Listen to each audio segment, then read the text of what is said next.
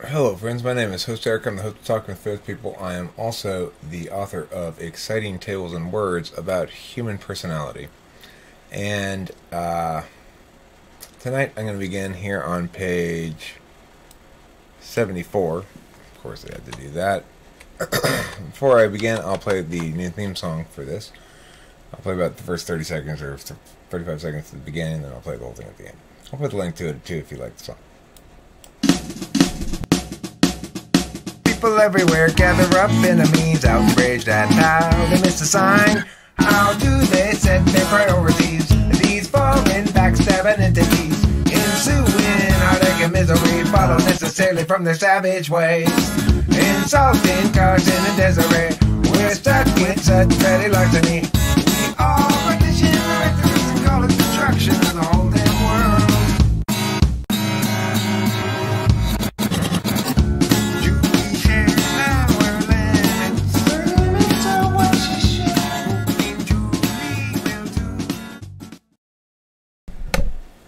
Welcome back.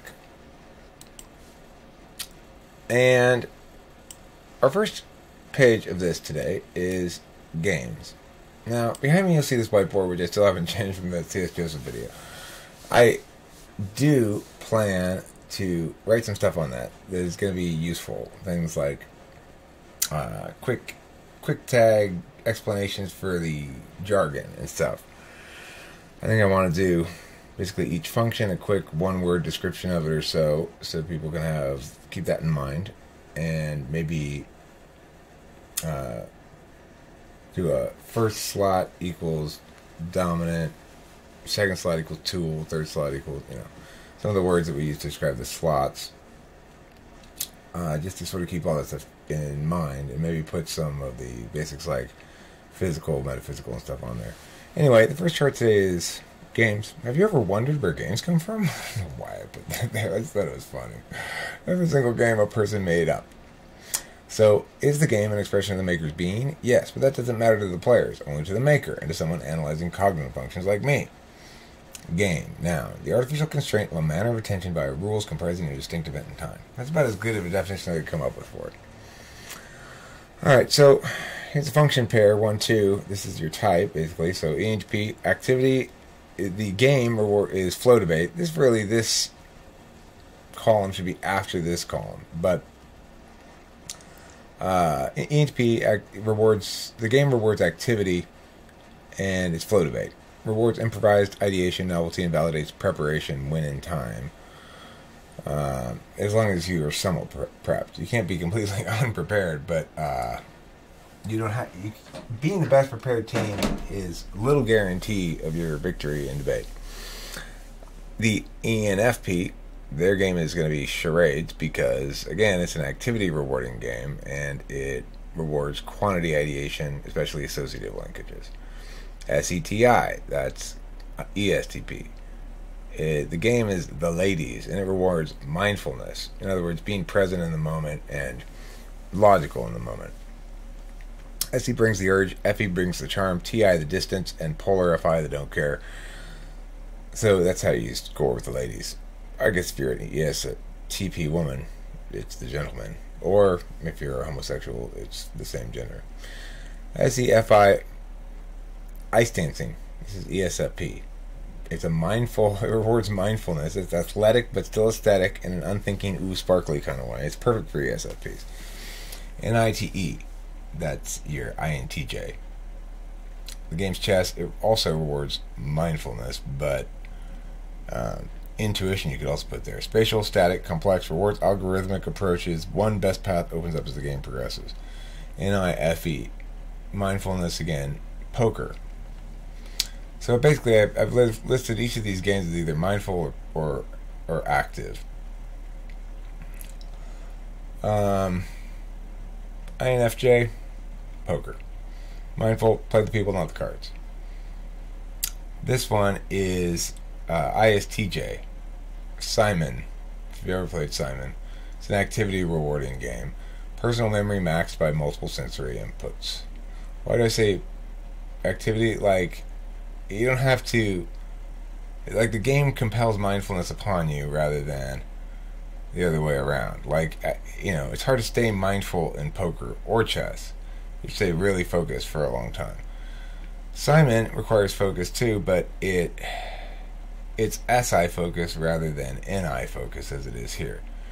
So SIFE, double solitaire. This is for ISFJ. It's fun to chat with a friend while doing something familiar. Did I misspell solitaire? How do you spell it? Okay, fine. I stand corrected. TINE, INTP. Troll question. Rewards activity, move the people, not the food. The explanation. Basically, it's like the hats question as well. Those kind of puzzle questions are perfect for INTP. TISE, car pimping contest, ISTP. So first I lowered it, then I did the exhaust and the spoiler. FINE, that's INFP. A Ouija board. This rewards quality ideation that resonates with the individuals involved personally. And also rewards magic. ISFP. Photography contest. Not athletic, but still physical, also nonverbal, and requires follow-through. It's a good sort of game for them. TESI, ESTJ, risk. Rewards accruing and risk aversion to a point, then not overextending. TENI, that's your ENTJ. Marathons is their game. Welcome to my mansion. Have I mentioned I run marathons? FESI, running the games. Her favorite game is watching you play. FENI, truth or dare. Read the people's feelings and wait for the right moment. So this is going to be ENFJ. Wait for the right moment to act. ENFJ heaven. Okay, so let me do this. There. That's all on one page. No, it's not. It's still not on one page. Let's see if I can do this. Still not on one page.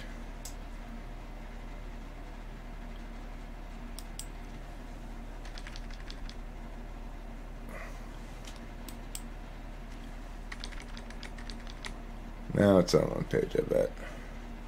Yes. Okay. Now let's go to the next page.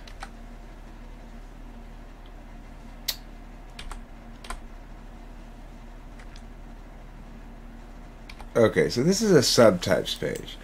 Now, let me say, as I say at the beginning of this page here, I believe, I'm not very confident on subtypes at all. I think they may just be complete bullshit. And the reason is because there's going to be naturally a range of display within a given type, and the other elements of a type that can be differentiated from, say, a norm, or maybe there's two main expressions of a type. Like, here's one thing that makes me think there might be subtypes. I've known enough ISFJs to think there may be two varieties of them. One of them being more schedule-y and more metaphysical, basically, and one of them being more animal, more about the cooking and the taking care of the self and all that kind of stuff. But I'm not really convinced of that 100%, and it's not really. There's no real reason to have subtypes, since I think Enneagram explains the differences as well as anything else, and it accounts for another set of vectors that is significant and not really explained by MBTI or cognitive functions at all. So, okay, let's take a look at this. If we were to have subtypes, you might call them these things. The ISFP physical, the nickname would be the clarity of silence. And her sentence would be, I like sailing. ISFP metaphysical, the shepherd of attachments. Dating is just getting to know someone. ISTP physical, the maker of narrow frames. I'm gonna assemble that shed. ISTP metaphysical, the linker of narrow knowings. I learn so I can do stuff better. ISFJ physical, the incarnation of the luxuriant self. I should start filling the bath. ISFJ metaphysical, the director of the orderly self. I need to make copies of my spouse's paperwork. ISTJ Physical, the bringer of wordless utility. Your gate doesn't close right. Want me to fix that? ISTJ Metaphysical, deep knower of the pragmatic. I'm studying this handbook of air conditioning circuit tolerances. ESFP Physical, the immediacy determination. Want to get drunk and fuck? ESFP Metaphysical, champion of unlikely virtues. Watch me sing cabaret. ESTP Physical, grand marshal of the decided course. I'll sell my car for gas money. ESTP Metaphysical, the closer of random deals. I've got great follow-through on my terrible ideas. I wasn't really fond of ESTPs at the time. I've since revised my opinion about ESTPs a little bit. ESFJ Physical, the coordinator of relational specifics. You can glue the googly eyes on my craft project. ESFJ Metaphysical, the czar of relational narratives. At 1, we take pictures as I pursue the Best Facebook Family Award. ESTJ Physical, the firebrand of sensible procedure. A bigger hammer won't help. You need the right tool for the job. ESTJ Metaphysical, the collector of attained ideations. Let's talk about the specific aspects of free will that are covered in Chapter 4. Intuitive subtypes. Another misspelling.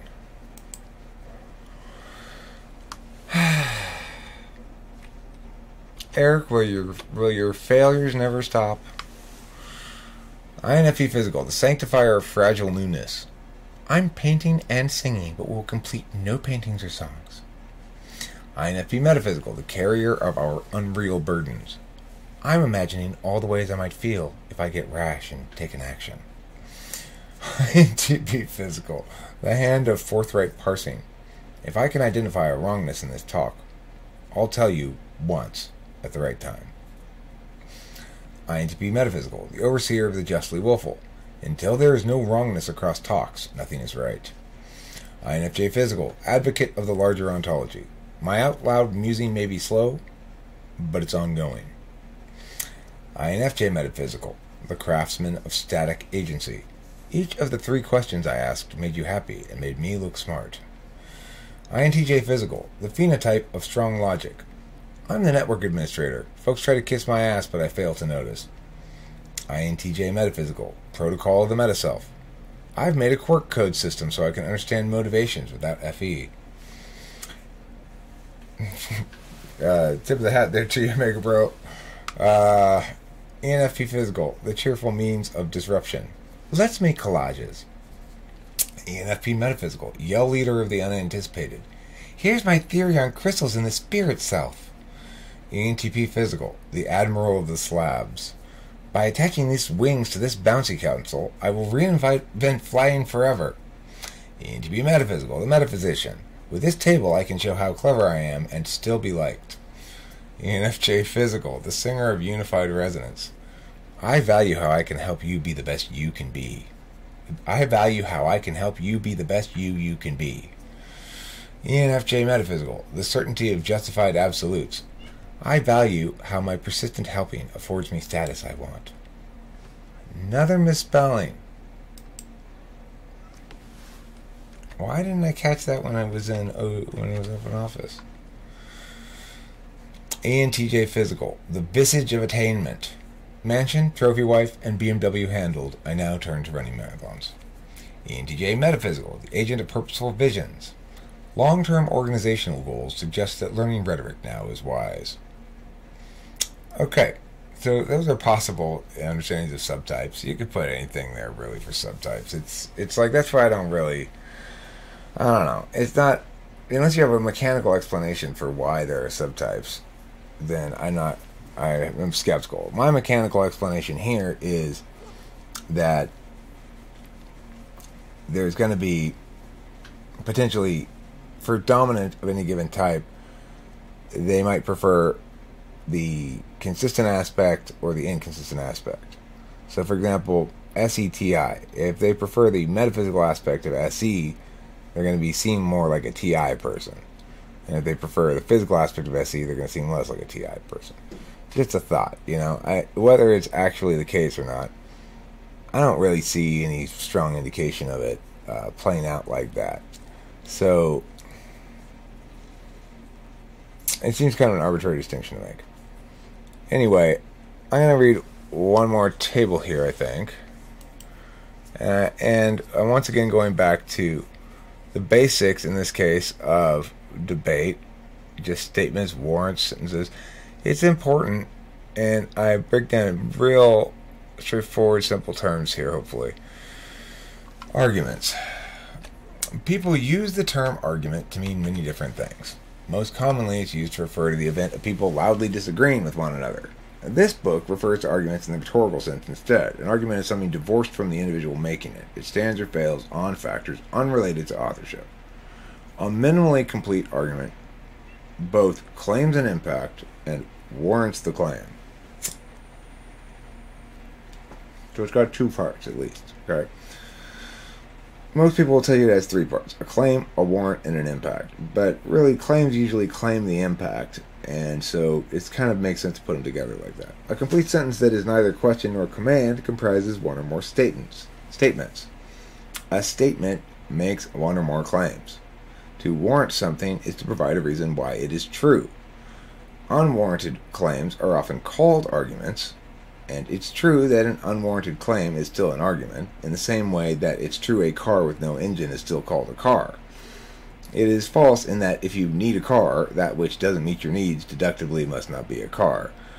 But, so you could say an unwarranted claim is an argument, but it's not an argument that does anything. The flow is a record of claims made, responses and counter-responses, and so forth down the line. To establish an object, an impact, or a warrant upon the flow, one must merely state a claim. Most claims in life go undisputed because there is no cause to doubt their veracity. Disputed claims must be affirmed successfully or they are negated. An unaffirmed, disputed claim, therefore, is stricken from the flow. Okay, what this is trying to get at is that anytime there's argumentation going on, each party makes a succession of statements and either justifies them in some way or doesn't justify them, and they either get responded to or not. So you can calculate, based on various factors, which argument wins any given chain. Usually in a formal debate, there's going to be multiple chains of argumentation going on, with different core warrants underlying each of the chains. For example, if I were to say, here's reasons why we should invade Canada. We should invade Canada would be the resolution. I'd be affirming. I'd say, step one, resource, block one, resource acquisition. Block two, international, the leverage of international hegemony. And contention three,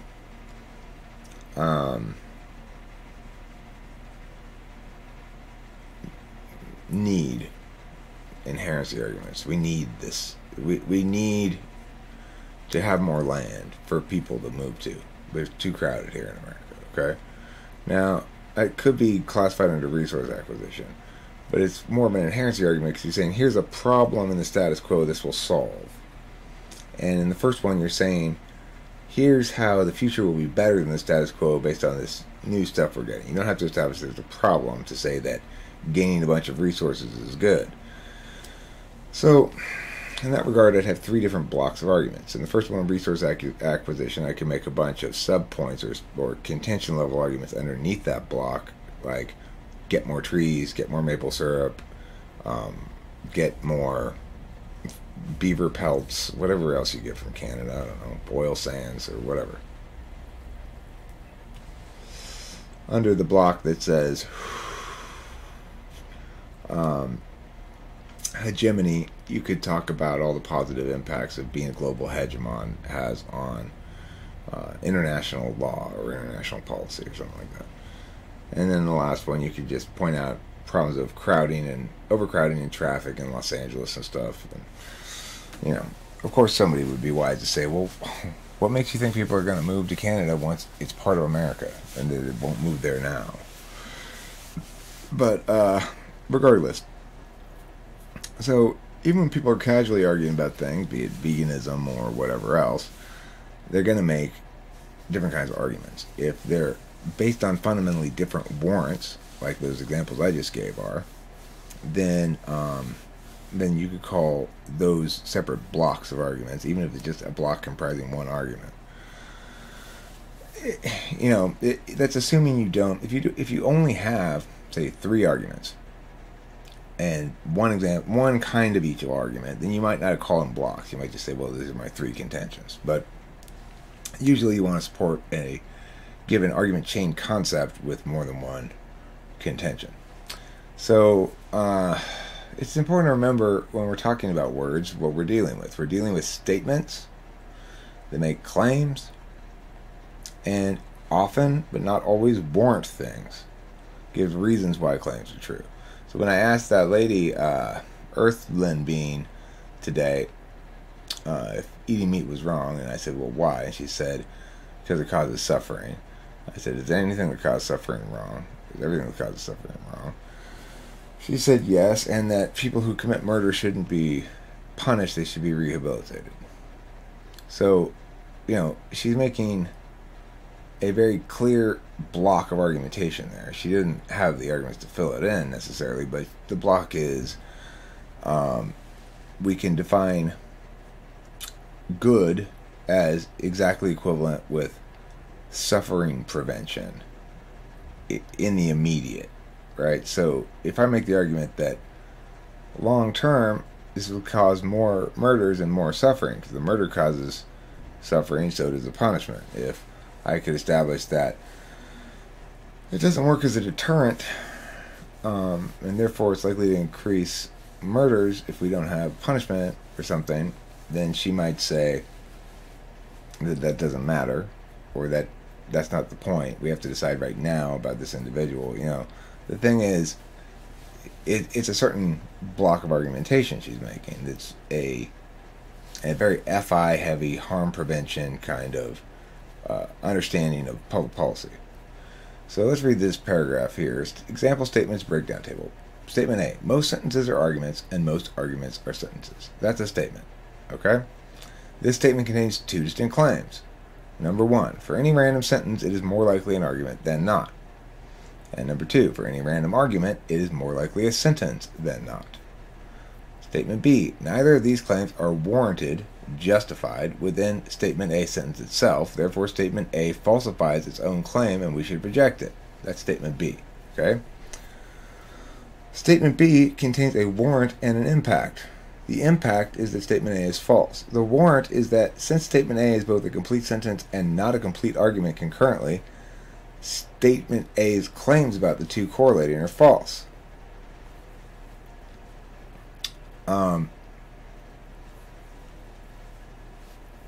So it's true that Statement A is a complete sentence, and it's true that it's not a complete argument in the sense that it doesn't have a warrant. It's just 2 claims. Okay? Most sentences are arguments. That's a claim with no warrant. It doesn't say why we should think that. It just says that's the case. And most arguments are sentences. Again, unwarranted.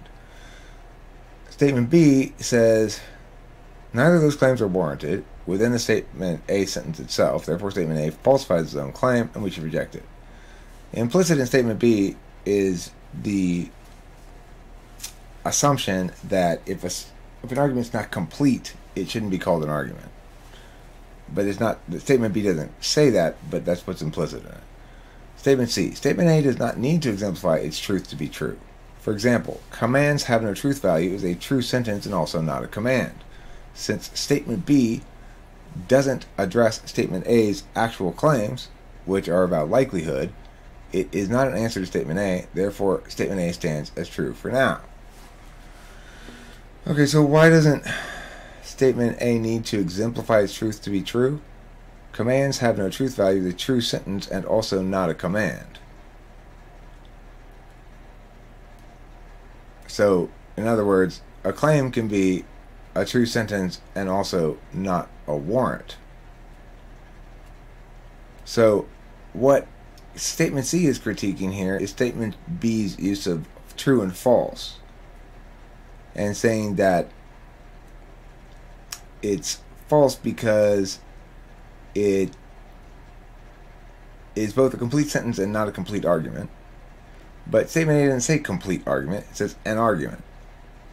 So what this is saying in statement C is we can have a sentence that's true that's not warranted. Commands have no truth value is a true sentence, and it's also not a command, and it's also not warranted. So, since statement B doesn't address statement A's actual claims, which are about likelihood, that most sentences are likely to be arguments, it says instead that the sentence itself, statement A, is not a complete argument and a complete sentence, and therefore what? We can't conclude that therefore most sentences aren't arguments, even if statement B is right about statement A not being an example of an argument. It still might be the case that most sentences are arguments, so it doesn't address the warrant directly.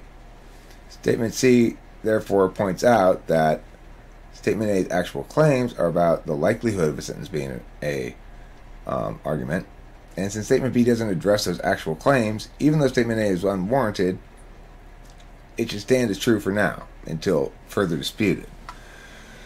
So this is a good example of how sort of the mechanics of argumentation work.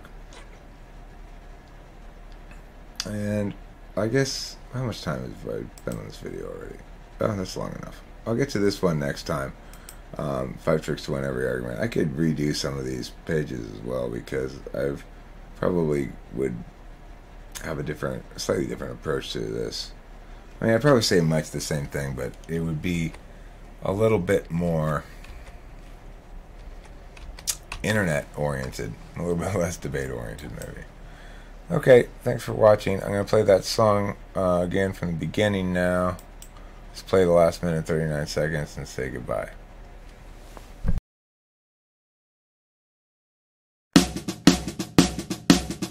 People everywhere gather up, enemies outraged at how they missed a sign. How do they set their priorities? These foreign backstabbing entities, ensuing heartache and misery, follow necessarily from their savage ways. Insulting Carson and Desiree, we're stuck with such petty larceny. We all partition our records and call it destruction of the whole damn world.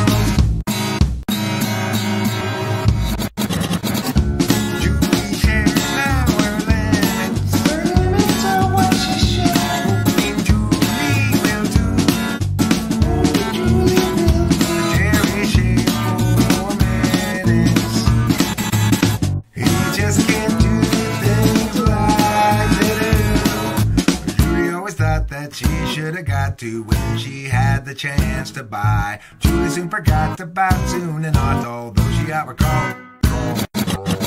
People everywhere gather up, enemies outraged at how they miss a sign. How do they set their priorities? These foreign backstabbing entities, ensuing heartache and misery, follow necessarily from their savage ways. Insulting Carson and Desiree, we're stuck in such petty larceny.